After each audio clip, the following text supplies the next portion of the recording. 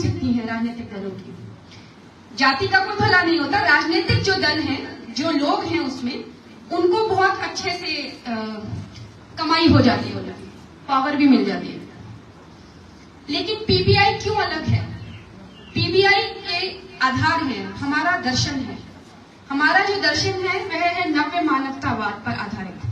PBI किसी specific दल, जाति, संप्रदाय, समुदाय के लिए काम नहीं कर रहा। पीबीआई कर रहा है सर्वजन हिताय के लिए, सर्वजन सुखाय के लिए। सर्वजन माने चाहे वो कोई भी जाति का है, वर्ग का है, समुदाय का है, थर्ड जेंडर है, हिंदू है, मुस्लिम है, स्त्री है, पुरुष है, कोई भी है, इवन जानवर भी है। हम सबकी बात कर रहे हैं, हम सबको साथ में लेकर चल रहे हैं। तो जो नव्य मानवतावाद का दर्शन है, उसका एक संक्षेप में एक लाइन में बोलूंगी। इसका अर्थ क्या है कि जितनी भी ये पूरी सृष्टि जो है, चाहे मनुष्य है, जीव है, पशु है, पक्षी है, नक्षत्र है, तारे हैं, मिट्टी है, कुर्सी, कुछ भी, एवरीथिंग जो है वो परम परमात्मा के अंश है। वहीं से आए हैं, वहीं पे जाएंगे। तो यह है नव्य मानवतावाद का दर्शन। और पीबीआई इसी पर आधारित है कि हम सर्वजन हिताय और सर्वजन सुखाय पे काम करें। हम सबको साथ में लेकर चलने की बात करते हैं। जितने भी जो शोषित लोग हैं या शोषित वर्ग हैं, उनको शोषण के विरुद्ध एकजुट करने का काम पीबीआई कर रही है। लेकिन अगर आप दूसरे राजनीतिक दलों की बात करेंगे या देखेंगे, आप सभी जानते हैं, सब समझदार यहाँ बैठे हैं, कि आज की जो राजनीतिक पार्टी है वो सबको तोड़ना चाहती है। फूट डालो, शासन करो। कोई साथ में चलने की बात नहीं कर रहा है। आज के डेट में आपको अलग करने की बात हो रही है। और मैं आपको बता दूं, जितनी भी समस्याएं हैं, नफरत या भेदभाव समस्या का हल हो ही नहीं सकता। हो सकता है कहीं भी कोई समस्या को सुलझाना हो, नफरत से आप समस्या को सुलझा सकते हैं, चाहे पारिवारिक झगड़े भी हो, कभी नहीं, वो बढ़ेगा। तो प्रेम, सद्भाव, ये भावनाएं पीबीआई साथ में लेके, और पीबीआई का ये है एक मूल, क्या कहते हैं, आधार है। तो इसलिए पीबीआई इन जितने भी आपके राजनीतिक दल हैं उन सबसे अलग है। तो पीबीआई का नारा है, परमात्मा है पिता हमारे और प्रकृति माता, अखिल ब्रह्मांड है घर हमारा, सब जीवों से नाता।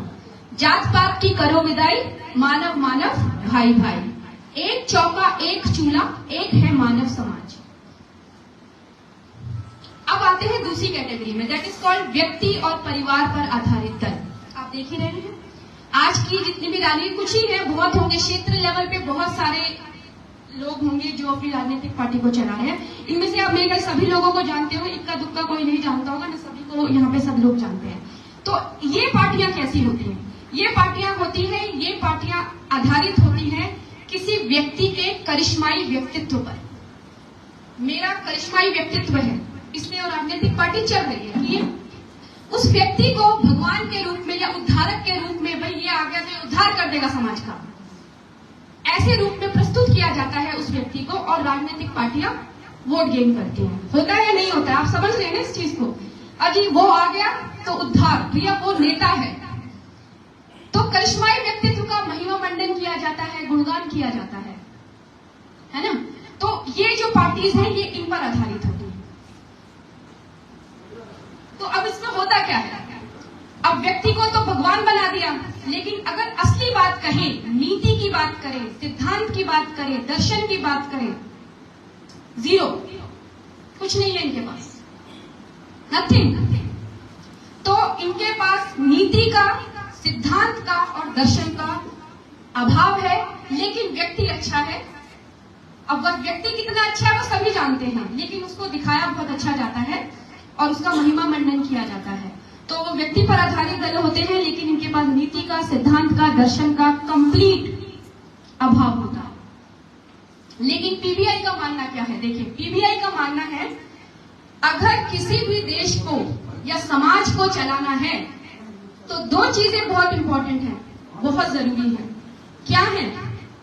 नीतिवादी व्यक्ति, नीतिवादी व्यक्ति यानी नैतिक नेतृत्व और त्रुटिहीन आदर्श। अब आप मुझसे इससे बताइए, मैं त्रुटिहीन आदर्श पर तो बाद में जाऊंगी। आज की डेट पर, ये वर्ल्ड की बात कर रही हूं मैं, विश्व की लीडरशिप क्राइसिस है। हम चंद लोगों के डिसीजंस पर ये पूरा जो विश्व है ये बैठा हुआ है। एक आदमी का, एक भी बड़े लीडर का दिमाग खिसक गया, पूरा विश्व ताक पर है आज आज की डेट पे? आपको पता है किस तरीके की विश्व युद्ध की जो कल्पना, मतलब जो सोचा जा रहा है, वो क्यों सोचा जा रहा है? कौन चला रहा है? वो सारे लीडर्स ही तो चला रहे हैं, उनके डिसीजंस पे तो ये निर्णय लिए जा रहे हैं। तो लीडरशिप क्राइसिस तो है ही, लेकिन जो नीतिवादी व्यक्तित्व और नीतिवादी व्यक्ति का होना, जो नेतृत्व की बात हम कर रहे हैं, वो बहुत जरूरी है। आज की डेट में सारे नीतिवादी लोगों को, जितने अच्छे लोग हैं जो समाज का अच्छा चाहते हैं, जो समाज में हो रहे शोषण को देख रहे हैं, समझ रहे हैं, उनका एक साथ होना बहुत बहुत बेहद ही जरूरी है इस समाज को, इस देश को, इस विश्व को बचाने के लिए। मैं आपको बता रही हूँ, और पीबीआई इसमें मुख्य भूमिका निभा रहा है। ये भविष्य की पृष्ठभूमि बना रहा है, क्योंकि जितने भी नीतिवादी लोग आज यहाँ बैठ रहे हैं और जो मुझे ऑनलाइन सुन रहे होंगे, पीबीआई से जुड़िए, क्योंकि पीबीआई इस मुहिम में लगा हुआ है। जितने नीतिवादी लोग हैं वो एक मंच पर आ जाए और अपने देश का, अपने समाज का, अपने आसपास का, सबको आप जिसका भला करना चाहते हैं, पीबीआई के साथ जुड़िए। तो नैतिक नेतृत्व का बहुत बड़ा अभाव है और इस अभाव को दूर करने के लिए पीबीआई लगा हुआ है। और त्रुटिहीन आदर्श की मैं जब बात करती हूँ, यह काम श्री प्रभात रंजन सरकार कर गए हैं। उन्होंने त्रुटिहीन आदर्श समाज के सामने रख दिया था 1959 में, ठीक है। 1959 में उन्होंने त्रुटिहीन आदर्श उन्होंने दिया। तो जो त्रुटिहीन आदर्श है, जैसे नव्य मानवतावाद की तो मैं बात कर चुकी हूँ, जो दूसरा आदर्श है वो है प्रगतिशील उपयोग तत्व। दादा ने बता दिया है। प्रगतिशील उपयोग तत्व यह बताता है कि विश्व के संसाधनों का किस तरीके से उपयोग किया जाए कि मनुष्य की शारीरिक, मानसिक और आध्यात्मिक तरक्की हो और वह स्वावलंबी तरीके से अपना जीवन व्यापन कर सके। आज आप लोग सब कमा रहे हैं ना, जा रहे हैं, किस लिए कमा रहे हैं? बताइए, क्या जरूरत है आपकी कमाने की? मैं क्यों कमा रही हूँ, आप क्यों कमा रहे हैं? कोई बताएगा क्यों कमा रहे हैं? हम क्यों कमा रहे हैं पैसा? कोई है हाथ खड़ा करे तो मैं उसके पास माइक लेकर आऊं। हम पैसा लाइवलीहुड चलाने के लिए, लाइवलीहुड में क्या आता है? Basic food, cloth, shelter, medical facility, education. अब मैं ये कहूं कि नहीं, मैं तो घूमने के लिए कमा रही हूं, ये सही है? बताइए, क्वेश्चन कीजिए। मैं घूमने के लिए, मैं बच्चों के साथ पिकनिक में घूमने जाऊं, अच्छे अच्छे कपड़े पहनूं, इसलिए कमा रही हूं, ये सही है या गलत है? हाँ, जब लाइवलीहुड, जब बेसिक नीड पूरी हो जाए उसके बाद मैं इस पे आऊंगी, बिल्कुल आऊंगी। मैं घूमना भी चाहूंगी, मैं अच्छे कपड़े भी पहनना चाहूंगी, मैं टाइम स्पेंड करना चाहूंगी, राइट। लेकिन जो बेसिक चीजें हैं यह तो पूरी हो। तो आज आप मुझे बताइए, आज आप जिस व्यवस्था में रह रहे हैं, ये 5 चीजें, जैसे शाश्वत जी ने बताया, रोटी, कपड़ा, मकान, शिक्षा, चिकित्सा, 5 चीजें कितनी इजीली उपलब्ध है आप लोगों को? है इजीली उपलब्ध, आसानी से मिल जाएंगी? नहीं मिलेंगी ना। आप कमा भी रहे हैं तब भी मिल रही हैं तब भी संघर्ष है। आज की डेट में रोटी, कपड़ा, मकान मिल भी गया, लेकिन शिक्षा तो महंगी हो ही गई है। अच्छी शिक्षा अगर आपने देनी है, चिकित्सा तो भूल जाइए। आदमी ने जितना पैसा आज की डेट में अपने 60 साल की उम्र में कमाया है, एक बीमारी लग जाए, बस एक बड़ी बीमारी, सारा पैसा खत्म। जितनी आपकी सेविंग्स थी, जितना आपने अपना जोड़ा था, सब खत्म हो जाए। होगा या नहीं होगा? एक छोटी सी बीमारी, आज की छोटी सी बीमारी आप समझते हैं कैसे है? छोटी सी बीमारी को बड़ा कर दिया जाता है। तो चिकित्सा, ये चीजें ना, ये है आपकी अवश्यम भावी। आपको अपना भौतिक अस्तित्व बचाए रखने के लिए, अपना फिजिकल एग्जिस्टेंस, सर्वाइवल बचाने के लिए 5 चीजें अनिवार्य हैं। और आज की कोई भी सरकार या व्यवस्था में बात करूं, ये 5 चीजें सब लोगों को नहीं दे सकता। कुछ को तो दे ही रहा है, ऐसी बात नहीं है, लेकिन सब लोगों की बात करें तो सब लोगों के लिए अभी तक पूरे विश्व में ऐसा सिस्टम आया नहीं है। और श्री प्रभात रंजन सरकार ने 1959 में प्राउड ये विचारधारा दे दी थी, और पीबीआई इस प्राउड को इस धरती पर लाना चाहता है। और हम चाहते हैं सबसे पहले ये बाबा की धरती पर, यानी भारत की धरती पर आए। इसलिए पीबीआई भारत विजयी होना को चाहता है, और हम चाहते हैं कि आप सब लोग हमारे साथ इसके भागीदारी बने और हमें पीबीआई को जिताने में हमारा योगदान दें। तो अब मैं नैतिकता की, जैसे मैंने बात की, नैतिक नेतृत्व है ना, नीतिवादी लोग हमें चाहिए जो राज कर रहे हैं, उसमें नैतिक नेतृत्व होना बहुत जरूरी है। अब आप मुझे बताइए, कितने लोग आप नीतिवादी देखते हैं आज की डेट में, आज की लीडरशिप में? मैं भारत की बात कर रही हूँ। कौन कौन नीतिवादी है आज की डेट में? बताइए, आपके अपने मन में होंगे कोई लीडर जिनको आप फॉलो करते हैं, राइट? कि हाँ, वो मुझे नीतिवादी लगता है, वो मुझे लगता है कि वो नैतिक नेतृत्व दे रहा है समाज को, देश को। बताइए क्यों? मोदी भक्त नहीं है यहाँ कोई? या योगी जी? आप तो योगी जी के यहाँ के हैं, तो योगी भक्त नहीं है कोई? अच्छा, ठीक है। तो देखिए, अब मैं नैतिकता की बात करती हूँ, तो नैतिकता की परिभाषा होगी नहीं? नैतिकता की परिभाषा तो आप मुझे अपने भाषा में बताइए, सरल भाषा में, कि नैतिकता की क्या परिभाषा है। मुझे समझाइए, क्योंकि मुझे नहीं पता है। कोई मुझे बताए कि मेरे हिसाब से नैतिकता की ये परिभाषा है। कभी बचपन में पढ़ा हो? आज के स्कूलों में बच्चों को शिक्षा नहीं दी जा रही है। मैं आपको बता दूं, moral education, moral values completely eliminated from schools. है ही नहीं, पशु बनाया जा रहा है। ह्यूमन मशीन्स है हम। इस तरीके की शिक्षा हमें दी नहीं जा रही है। लेकिन आपने शायद पढ़ा हो कि हमारे बचपन में था थोड़ा बहुत मॉरल एजुकेशन, लेकिन आज की डेट में नहीं है। तो मॉरल एजुकेशन या मॉरल, मैं नैतिकता की बात करूं, कोई व्यक्ति है जो अपनी सरल भाषा में, ये मत डरिए, अरे मैं इतने बड़े मंच में लोगों के पीछे बोलो, कोई भी आपके हिसाब से नैतिकता की क्या परिभाषा है? क्या नाम है तुम्हारा? परमिला? क्या परनिका? हाँ, तुम बताओ नैतिकता की परिभाषा। आप बताओ, चलो तुम बताओ,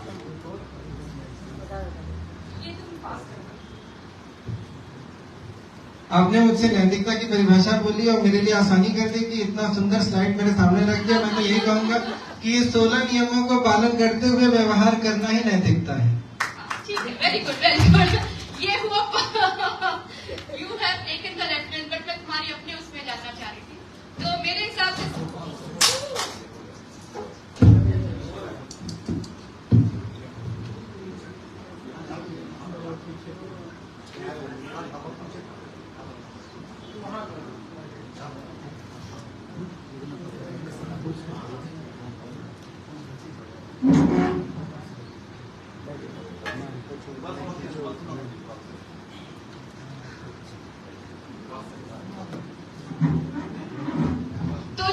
नैतिकता है ईमानदारी, है ना? आदमी बहुत सरल भाषा में जो हमने बहुत बचपन से सुना, ईमानदार बनो, ईमानदार बनो। ईमानदारी होना बहुत जरूरी है। तो आज की डेट में आपको नेता में कितनी ईमानदारी दिखती है, वो आप लोगों का अपना व्यक्तिगत वो हो सकता है, विचार हो सकता है। लेकिन पीबीआई ने समाज के सामने नैतिकता का एक स्पष्ट परिभाषा समाज के आगे रखी है, वो आप यहाँ देख रहे हैं। ये 16 आचरण हम अपने नेताओं के अंदर चाहते हैं। आप सब पढ़ सकते हैं। अहिंसा, सत्य, अस्तेय, अपरिग्रह, समदर्शिता, शोच, संतोष, तप, स्वाध्याय, ईश्वर निष्ठा, क्षमाशीलता, विनम्रता, आदर्श के लिए त्याग, व्यक्ति का उदाहरण प्रस्तुत करना, परदोष दर्शन और परनिंदा से बचना, जिम्मेदारी की भावना और अनुशासन प्रियता। अब इसमें से 16 में से अगर 3-4 भी आपको किसी व्यक्ति में दिखे ना, उसको आप समझ सकते हैं कि वो बहुत 16, आप समझ रहे हैं ना, ये इतने सारे गुण एक व्यक्ति पे होना बहुत मुश्किल है। लेकिन कुछ थोड़ा बहुत हो तो बहुत आदमी आप कह सकते हैं कि नीतिवादी हो। और मैं सबसे बड़ी बात, ये 15 पर है ना, 15 पॉइंट, परदोष दर्शन और परनिंदा से बचना, ये आज का सबसे कहते हैं कि इसके अपोजिट सारे नेताओं में गुण है। क्योंकि तुम बुरे हो तो मैं अच्छी हो गई, दूसरे को नीचा दिखा के तो मैं अच्छी हो रही हूँ, वरना कौन अच्छा नेता? किसी की बुराई कर रहे हैं, छीटाकशी दूसरे राजनीतिक दल पे कर रहे हैं, वी आर प्रूविंग कि हम बहुत अच्छे हैं। ऐसा है नहीं। मैं अच्छी इसलिए हूँ क्योंकि मेरे अंदर गुण अच्छे हैं, मैं अपने गुणों से अच्छी हूँ। किसी को बुरा करके मैं अच्छी नहीं हो सकती। लेकिन आज राजनीति में छीटाकशी चल रही है, दूसरे को नीचा दिखाकर खुद अच्छा बनाया जा रहा है, और लोग अब इस चीज को समझ चुके हैं। पहले वाला टाइम रहा नहीं, है ना? तो नैतिकता की स्पष्ट परिभाषा पीबीआई ने समाज के सामने रखी है, और वह अपने जो सदस्य हैं उनसे अपेक्षा करता है कि वह इन 16 आचरणों का पालन करें, और स्पेशली वो लोग जो समाज का नेतृत्व करेंगे। तो अगर मैं सिंपल भाषा में कहूं कि नैतिकता की क्या परिभाषा है तो ये है करनी और कथनी एक, दुखी मानवता के प्रति प्रेम। यह है आज मैं कहूं कि अब आप पीबीआई में आना चाहते हैं, मान लीजिए आप चाहते हैं कि आप देश की समाज की सेवा करें। अब मैं आपसे पूछने लग जाऊं कि आपके अंदर वो 16 आचरण है या नहीं है, वो it's a process, it's a process. आप एक प्रोसेस में आ गए हैं, धीरे धीरे वो 16 आचरण का पालन करने लगेंगे जब आप जुड़ेंगे। लेकिन आपके अंदर ये चीज होना बहुत जरूरी है, आपकी करनी और कथनी एक होनी चाहिए और मानवता के प्रति, दुखी मानवता के प्रति प्रेम होना चाहिए। तो आप हमारे साथ जुड़ सकते हैं अगर आपके अंदर ये 2 गुण हैं, पर ये 2 गुण अनिवार्य है।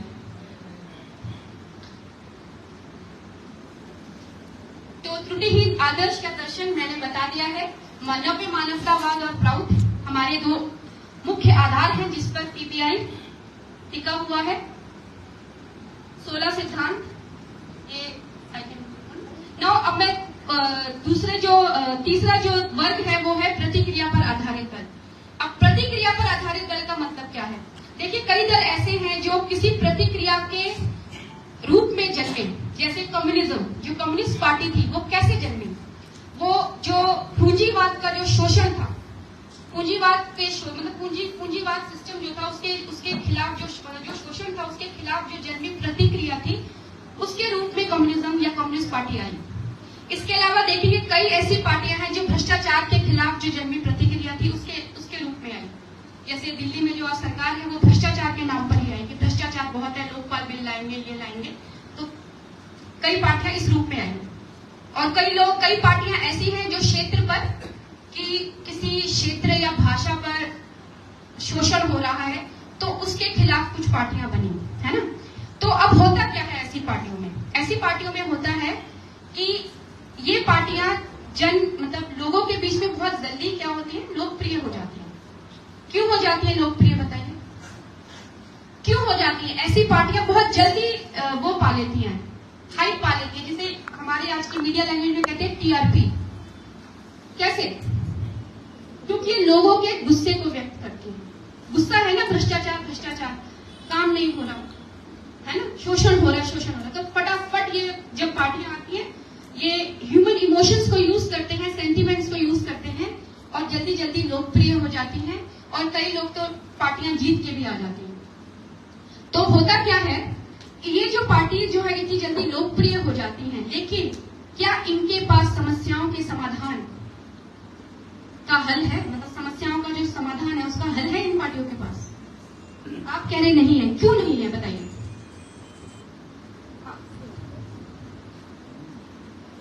मैं कहूँगा हल है, बट वी कैन नॉट से कि पूरी तरीके से हल है उनके पास। कुछ चीजों पे हल हो सकता है उनके पे हो, बट जो हम एक्सपेक्ट करते हैं एज अ पार्टी जिन्होंने हमारे इमोशंस और जो आपने बताया अभी एंगर उन सबको लेकर के हमें वो किया है, तो उनके पास प्रॉपर सारे चीजों का नहीं है, बट कुछ चीजें हैं। बट प्रॉपरली अगर हम देखें तो कोई भी ऐसी पार्टी इंडिया में है नहीं जिसके पास सारी चीजों का हल हो।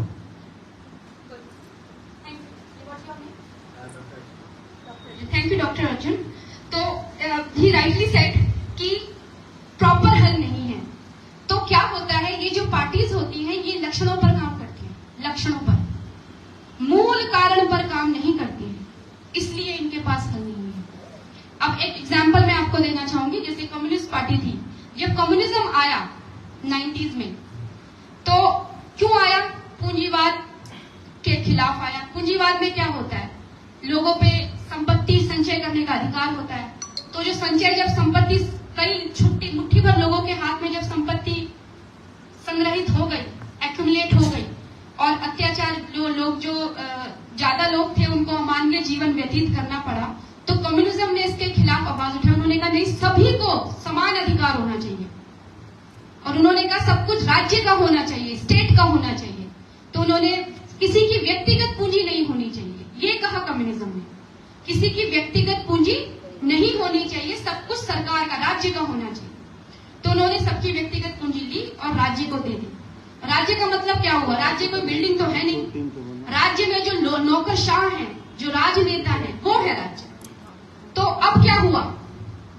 पावर, सत्ता और पैसा। बादशाहों की जेब में है। क्या होगा? भ्रष्टाचारी होगा, अत्याचार होगा, तो लोगों पर अत्याचार होना शुरू हो गया। जब अत्याचार पूंजीवाद से और खराब था, जब अत्याचार ज्यादा होने लगा तो कम्युनिज्म को 1990 में हम सभी जानते हैं यूएसएसआर छिन्न भिन्न हो गया, खत्म हो गया, क्योंकि लोगों से वो अत्याचार बर्दाश्त नहीं हुआ।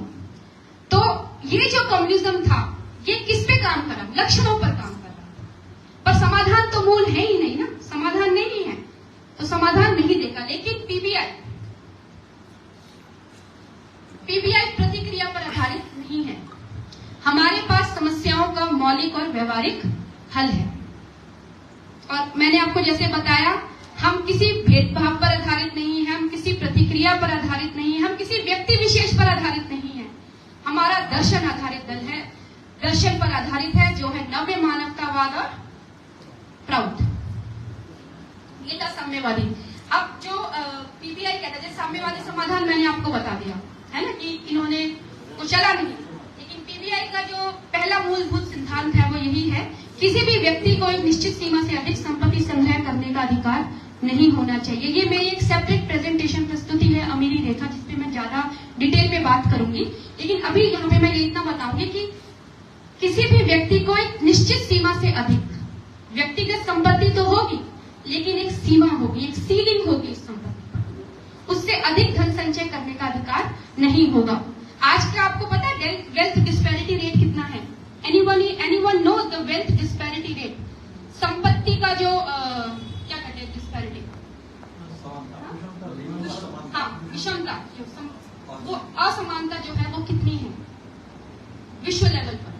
1% of the total population. Bharat में तो ये आंकड़ा कहता है कि भारत की लगभग, मैं बोल रहा हूँ कि भारत की लगभग 45% वेल्थ भारत के 17% जनसंख्या के पास, तो यही एक विषमता का सबसे बड़ा उदाहरण है। नहीं, अभी मैंने 2021 के बाद तो आया ही नहीं है, जो आया था कि 1% जो है उनके पास 73% ऑफ वेल्थ है। 1% of the population is holding the wealth of 73% of population. ये है वेल्थ डिस्पैरिटी। और अगर आप वर्ल्ड लेवल पे बात करेंगे इट इज 80%। तो आप देखिए ना, अब मेरे अगर 100 बच्चे हैं तो मैं एक को 80 रुपए पकड़ा दूंगी या 75 रुपए, और बाकी 99 को कहूंगी उस 15-20 रुपए में गुजारा करो, तो कितना अन्याय कर रही हूं मैं अपने और बच्चों के साथ। यहाँ पे बच्चे का मतलब हम पूरी जो संतान है ये परमात्मा की संतान है ना, तो भेदभाव तो हो रहा है। अगर आप मुझे बताइए, आज की डेट में नॉर्मल सी बात है, अगर कोई चावल का, हम कहते हैं ना होर्डिंग करके रखे हैं, दाम बढ़ गए टमाटर के, प्याज के, क्यों बढ़ते हैं? कहते हैं ना होर्डिंग कर दी इन्होंने, जमा करके रख दिया, जमाखोरी हो रही है, फिर अचानक से पैसे आए, मतलब चीजें आएंगी तो बहुत सस्ता हो जाएगा, लेकिन अभी बहुत महंगा हो गया। जब चावल, दाल, प्याज, टमाटर को होर्ड करके रखना गैर कानूनी है, गलत है, अमानवीय है, पैसे को कौन जमा कर सकता है? जो पैसा सब कुछ सोर्स है उसको भी लोग जमा करके तो बैठे हुए हैं। आज होर्डिंग तो हो रही है, क्या वो सही है? क्या उसको मान्यता क्यों प्राप्त है इस व्यवस्था में? आप बताइए, आपको नहीं लगता ये गलत है? कल को अगर आज मैं आलू प्याज रख लूं अपने घर में 100-200 किलो, तो आप मुझे गलत ही बोलोगे ना कि होल्ड करके बैठिए। मार्केट को हिला रखा है ना मैंने, वैसे पैसा भी है, पैसे को क्यों ऐसे मतलब लोगों ने उसको मान्यता दे रखी है? ये व्यवस्था है। तो प्राउड पीबीआई कहता है नैतिक, हमें दोनों पर काम करना है, हमें व्यक्ति पर और व्यवस्था पर दोनों पर काम करना है। नैतिक व्यक्ति चाहिए जो समाज को आगे नेतृत्व दे सके, और व्यवस्था को परिवर्तित करना है ताकि नई व्यवस्था, सुव्यवस्था जो समाज की भलाई के लिए काम करे, वो व्यवस्था हम लाकर रहेंगे। और पीबीआई इसके लिए दृढ़ संकल्पित है। मैं आपको बता दूं, जितने भी बड़े बड़े 1947 से पहले जितने भी बड़े बड़े जो हम 1947 में आजादी की बात करते हैं, एक छोटे से कमरे से 2-2, 3-3 लोगों की मीटिंग्स होती थी, वहां पे काम होता था, और हमें 1947 की आजादी दिलाई। आपको लग रहा होगा ये सभा बहुत छोटी है, इनसे आप क्या क्रांति की बात कर रहे हो, क्या पीबीआई जीतेगा? लेकिन शुरुआत यहीं से होती है, बड़ा रूप लेती है ना? तो जो लोग सही हैं, अगर वो आ जाएं, एक सुभाष चंद्र, वो आपने जानते हैं ना कितना हिला दिया जिन्होंने हमें आजादी दिलाई, वैसे लोग अगर संगठित हो जाएं तो दिन दूर नहीं है, क्योंकि प्रकृति और भगवान का आशीर्वाद हमें मिला हुआ है, वो बहुत इंपॉर्टेंट है। तो वही जैसे हमने कहा, जब दुनिया में धन है सीमित तो क्यों हो धन की छूट असीमित, है ना। धन संचय की मतलब धन संग्रह की छूट असीमित नहीं हो सकती, क्योंकि धन तो सीमित है, उसकी छूट हमने असीमित कर दी। तुम करोड़ों रख लो, तुम इतने रख लो, और बाकी किसी को कुछ भी नहीं मिल रहा। जैसे दादा ने बताया 36 रुपए कमा रहा है रोज का, और वो गरीबी रेखा से ऊपर है। कितना बड़ा मजाक है। मेहनत करके तो पैसा बना रहा है, इकट्ठा किया है। कौन? और लोग तो लेजी हो जाएंगे अगर लिमिट दे दिया आपने। हाँ हाँ तो मान लीजिए हमको आपने लिमिट दे दिया 5 लाख। हाँ जी। अब 5 लाख के बाद फिर तो मैं आराम करूंगा। अब जब मुझे पैसे की जरूरत नहीं रहेगी, बस उतनी ही मेरी क्राइटेरिया, मैं आगे सोचूंगा ही नहीं। ऐसे बहुत बहुत अच्छा प्रश्न है। मैं इसको ना नेक्स्ट प्रेजेंटेशन में आपका आंसर दूंगी कि लेजी कैसे हम बनेंगे, है ना। ये बिल्कुल बहुत अच्छा प्रश्न है, इसको keep it for the next session, ठीक है। एक और है, वो बाद में थोड़ा देर बाद। नाउ प्राउतवादी जो समाधान है, प्राउतवादी जो प्राउटिस्ट समाधान है, वो क्या कहता है? पैसे की जरूरत। पैसे की जरूरत क्यों होती है? क्यों होती है बताइए, आप बताइए मैम, दीदी आप बताइए, पैसे की जरूरत क्यों?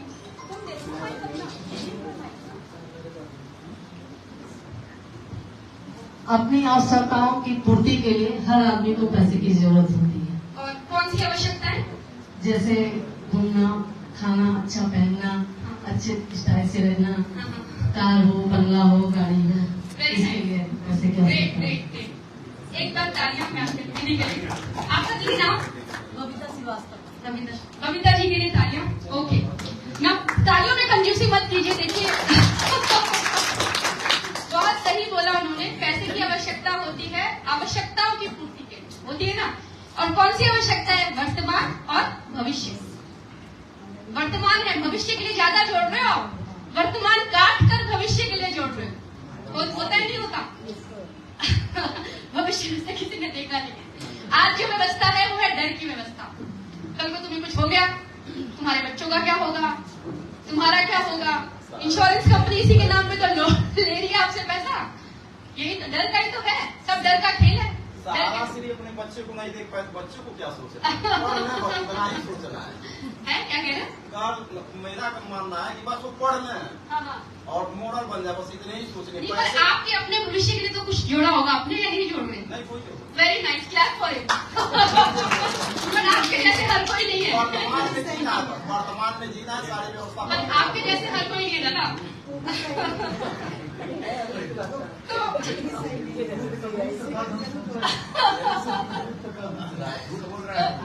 तो पैसे की जरूरत, चलिए छोड़िए, जो कोई नहीं, झूठ भी चलेगा।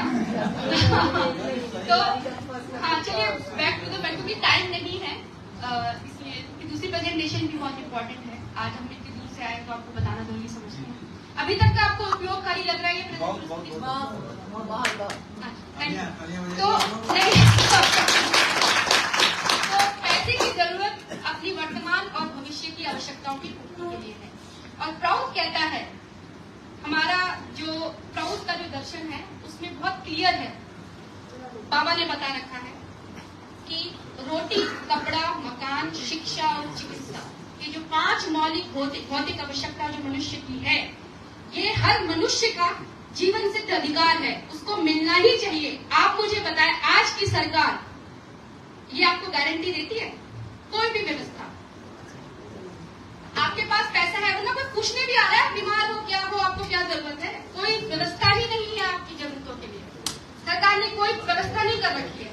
अब प्राउड का ये कहना है कि ये जो व्यवस्था है, ये जो 5 भौतिक मौलिक जो आवश्यकताएं हैं, ये आपको भीख में नहीं दी जाएंगी। जैसे भिक्षा कामचोर बनाते हैं ना आदमी को, क्या नाम है इनका? सुनिए आपने क्या कहा, आपका पॉइंट आधा यहाँ पे भी कवर होगा।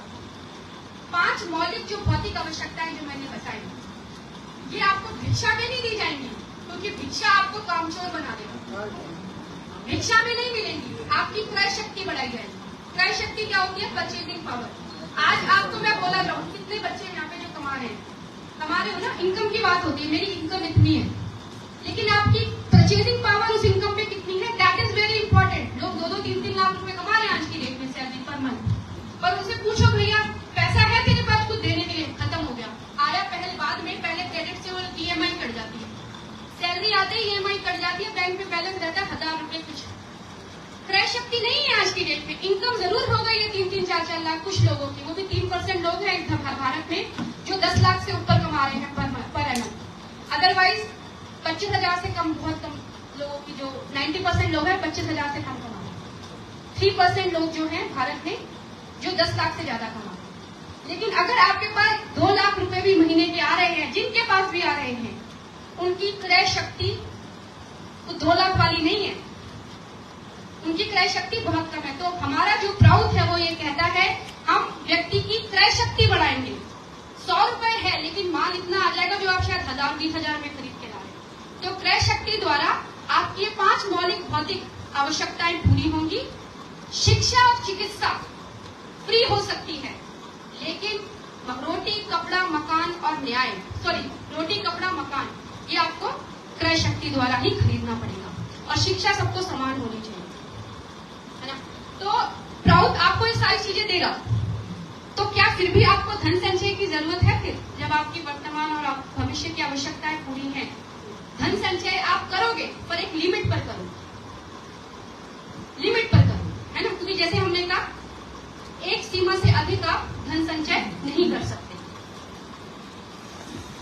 अब शोषकों से निपटने का मानवीय ढंग, तो जैसे हमने बताया कि पीबीआई जो है वो ये कहता है कि हम पूंजीवाद को कम करने के लिए, क्योंकि पूंजीवादी व्यवस्था है ना, वो एक बात में नहीं जाएगी, ये व्यवस्था इतनी जल्दी परिवर्तित नहीं होगी, इसको फेजेस में कम किया जाएगा। फेजेस मतलब कुछ फेजेस इन हिंदी स्तरों में कम किया जाएगा, है ना। एक फेज आएगा, फिर दूसरा फेज, फिर तीसरा फेज। जब फेजेस आएंगे तो हम पूंजीपतियों को थोड़ा कानूनी दबाव देंगे, सामाजिक दबाव देंगे, और दूसरा जो है उनकी मानसिक और आध्यात्मिक तरक्की के लिए उनको प्रेरित करेंगे, ताकि जो धन संचय का एक बीमारी है, समझ रहे, ये बीमारी है, पैसा पैसा पैसा पैसा, तो उनको उसके विकास के लिए प्रेरित किया जाएगा। तो भ्रष्टाचार की जब हम बात करते हैं तो भ्रष्टाचार का कारण, जो लोग कहते हैं ना कि भ्रष्टाचार है, भ्रष्टाचार के 2 कारण हैं। 2 कारण क्या है? एक तो होता है मजबूरी में किया गया भ्रष्टाचार, दूसरा होता है लालचवश किया गया भ्रष्टाचार। अब मजबूरी वाला भ्रष्टाचार हम सब करते हैं, बताइए कोई एग्जाम्पल दे किसने किया मजबूरी वाला भ्रष्टाचार? किया है किसी ने? अभी दादा ने बताया भ्रष्टाचार 2 लाख रुपए दिए उस महिला ने अपने बच्चे के एडमिशन के लिए, दिए नहीं दिए, भ्रष्टाचार था, करना पड़ा, मजबूरी है, क्या करें, बच्चे को पढ़ाना है। तो ये खतरनाक नहीं है, मेरी मजबूरी थी, मुझे करना पड़ा। लेकिन लालचवश जो किया गया वो है खतरनाक। अब लालचवश कैसा होता है? बड़े लोग हैं, इनकी जेब 2 लाख से भरेगी, करोड़ों चाहिए, करोड़ों में भी लाख करोड़ चाहिए, 200 करोड़ 100 करोड़ चाहिए, ऐसे इनकी जेब भरती है। तो ये जो लालचवश किया गया भ्रष्टाचार है, यह है खतरनाक। और ये भ्रष्टाचार कौन, अब ये मुझे बताइए, अगर इनको करोड़ों चाहिए, आप और मैं तो भर नहीं सकते, कौन भरेगा? अगर नेता को करोड़ों रुपया चाहिए तो कौन देगा उनको पैसा? आप बताइए। पूंजीपति धन्ना सेठ देंगे ना, जिनके पास पैसा पड़ा है। मैं तो दे नहीं सकती, धन्ना सेठ ही इनकी जेब भर सकते हैं और कोई भर नहीं सकता। समझे इस चीज को, है ना। हम है नहीं अभी, हम बाहर आए हैं पूजा में। हाँ, पापा की बात करके देख लीजिएगा। बिल्कुल, तो ऊपर से आ रहा है ना, ऊपर से तो आ रहा है। हाँ, हाँ। जैसे सपोज करें कि आपने विद्यालय का उदाहरण दिया, हाँ जी, विद्यालय में बच्चे को एडमिशन कराना है तो मजबूरी है, लेकिन अगले की तो लालच है ना। बिल्कुल। इसी तरह से पूंजीपति जब देता है उसको भी अपना काम कराना है तो उसकी मजबूरी है, लेकिन जो ले रहा है वो लालच दे रहा है। बिल्कुल ले रहा है, दोनों एक दूसरे से जुड़े हुए चीजें हैं। बिल्कुल जुड़े हुए हैं। तो इसमें क्वेश्चन क्या आपका? क्वेश्चन ये है कि जो मजबूरी में किया जा रहा है भ्रष्टाचार, हाँ, उसको अगर अपनी इच्छाओं को कंट्रोल नहीं किया जाए, इच्छा नहीं है ना, जरूरी है, जरूरत है। अब आप मेरी बात सुनिए, मैं एक एग्जाम्पल और दे रही हूँ। जो ठेले लगे रहते हैं ना बाजार में सब्जी वालों के, देखे आपने, हफ्ता देते हैं नहीं देते पुलिस वालों को? ये क्या है, मजबूरी है या उसकी जरूरत? वो है, वो ऐसी मजे मजे में कर रहा है, मजबूरी है ना उसकी, वो कैसे कमाएगा? मजबूरी तो है, लेकिन वो मजबूरी कहीं न कहीं से आपको लालच भी उसकी है ना, वो ठेले रोड पे लगाएगा ठेला तभी उसको मिलेगा। लालच नहीं है सर, आप समझिए, उसके लिए व्यवस्था नहीं है बेचने के लिए। वो कहाँ बेचेगा माल, बताइए? वो कहीं भी खड़ा हो जाए, उसे पैसा देना ही देना है पुलिस वालों को। आप क्या लालच जो है ना, एक होता है ऊपर से आ रहा लालच, आपको सबको पता है हमें सिस्टम, ऊपर से टारगेट होता है, टारगेट सब जानते हैं जी, टारगेट होता है इतना मुझे महीने का चाहिए, चंदे के रूप में, चालान के रूप में, किसी भी रूप में, होता है नहीं होता है, वो नीचे वाले लोग उसी हिसाब से काम करते हैं, टारगेट मिला हुआ है, अब वो कमाई पूरी होती है। लेकिन अगर ऊपर से ही अभिभावक कैसा है आपका अभिभावक, बच्चे वैसा काम करते हैं मोड में, तो ऊपर से जो लालच आ रहा है ना, उसको कंट्रोल करना। मैं तभी बार बार बोल रही हूँ, नीतिवादी नेतृत्व, नैतिक नेतृत्व चाहिए, नीतिवादी व्यक्ति चाहिए आज हमें शासन में। मेरा ये कहना है कि उसके लिए सिस्टम ऐसा बनना चाहिए ना कि मजबूरी भी खत्म हो और लालच भी। वही तो बात कर रहे हैं, प्रभुत्व लाना चाह रहे हैं, पीबीआई को लाइए, जिताइए। तभी तो मैं कह रही हूँ, ये जो पीबीआई का नारा है, पीबीआई की विचारधारा को, पीबीआई के नाम को जन जन तक पहुंचाइए, डोर टू डोर कॉन्टेक्ट कीजिए, हमारी सरकार आ जाएगी, कोई काम नहीं। क्योंकि इस मैं आपको बता दूं, why I am saying and why I am very confident, क्योंकि पीबीआई को भगवान का आशीर्वाद है। मैं आपको बता दूं, हमें साफ शब्दों में परम कहते हैं ना, परम, क्योंकि ये जो प्राउड है ये पूरा 99% आध्यात्मिक है। सर्वजन हिताय सर्वजन सुखाय, जैसे मैंने बार बार बोला, हम किसी एक ग्रुप को, एक व्यक्ति को लेकर नहीं चल रहे हैं, हम सबकी बात कर रहे हैं और हमारे पास एक व्यवहारिक व्यवस्था है। और हम बात करें, आपने देख लिया है सत्ता बदल रही है, नहीं बदल रही है, सब देख लिया आपने, सत्ता जितनी भी हो, चाहे मोदी जी हो, योगी जी हो, कांग्रेस हो, इंदिरा जी हो, कोई भी हो, सत्ता में कोई भी आ जाए, आज की डेट में कोई भी सरकार आ जाए, क्या आपके जो मौलिक प्रॉब्लम्स हैं, समस्याएं हैं, उनका समाधान किया? आपको लगता है आपके बच्चे का भविष्य खुशहाल है? मुझे तो बिल्कुल नहीं लगता। आप मुझे बताइए, हम सबने देख लिया कोविड के टाइम पे, बहुत अच्छा उदाहरण था, पैसा लोगों के पास होते हुए भी सांसें नहीं दे पाए अपने लोगों को, ऑक्सीजन नहीं दे पाए, आप लोग मरे हैं लोग, पैसा क्या खाओगे? ऑक्सीजन जब चाहिए तो ऑक्सीजन चाहिए सर, खाना चाहिए तो मुझे भूख लगी तो मैं खाना ही खाऊंगी, मुझे पैसे से नहीं होगा काम, तो वो चीज नहीं है आज की डेट में, स्कैरसिटी है, रिसोर्सेज की, संसाधनों की स्कैरसिटी है, हमें मिल ही नहीं रहे, संसाधन है ही नहीं, पहुंच ही नहीं रहे। लेकिन स्ट्राउथ के अनुसार विश्व में प्रकृति ने संसाधनों की पूर्ण रूप से, जिसे कहते हैं ना, पूर्ण रूप से वो है, अगाध उपलब्धता है। ये हमारे अंदर कमी है, हम मनुष्यों के अंदर कमी है कि इस संसाधनों का हम उपयोग सही तरीके से कर नहीं पा रहे हैं, हम लोगों तक पहुंचा नहीं पा रहे हैं, क्योंकि हम लालची हो गए हैं, सीमित कर दिया है कुछ लोगों की भलाइयों के लिए। जन जन की भलाई तो हो ही नहीं रही है, संसाधनों की कमी नहीं है। अगर इस विश्व ने हम लोगों को यहाँ पे जन्माया, कहते हैं जनसंख्या विस्फोट, ये सब इस व्यवस्था का देन है। जनसंख्या कोई भी खतरनाक नहीं है, जनसंख्या एसेट है, जनसंख्या किसी भी देश की एक एसेट है, पूंजी है। जहाँ पे जनसंख्या है वहाँ पे कमाल हो सकता है, कमाल हो सकता है, लेकिन बता दिया गया जनसंख्या वृद्धि हो रही है इसलिए आर्थिक प्रॉब्लम आ रही है, ऐसा नहीं है। ये सब भ्रांति है, आज स्कूल में यही पढ़ाया जा रहा है, मेरी बच्ची खुद पढ़ती है, ये जो जनसंख्या है खतरनाक है। आई टेल हर कि नहीं, इट्स रॉन्ग, है ना। तो जो नीतिवादी नेतृत्व चाहिए और व्यवस्था परिवर्तित चाहिए, तब जाके इस देश का भला हो सकता है, वरना कोई भला, देश क्या विश्व का। और ये वैसे भी जो श्री आनंद मूर्ति जी ने जो बताया है, ये क्योंकि मैंने कहा कि प्रकृति चाहती है कि प्राउड आए, प्रकृति चाहती है, परमात्मा चाहते हैं ये प्राउड आए, और जो अमानवीय चीजें हैं, जो अननेचुरल चीजें हैं, वो ज्यादा दिन नहीं टिक सकती, और जो अभी व्यवस्था चल रही है ये अननेचुरल है, अप्राकृतिक है, ये मान लीजिए आप, ये अप्राकृतिक व्यवस्था चल रही है जिसमें कुछ लोगों का भला है, बाकी लोगों का, और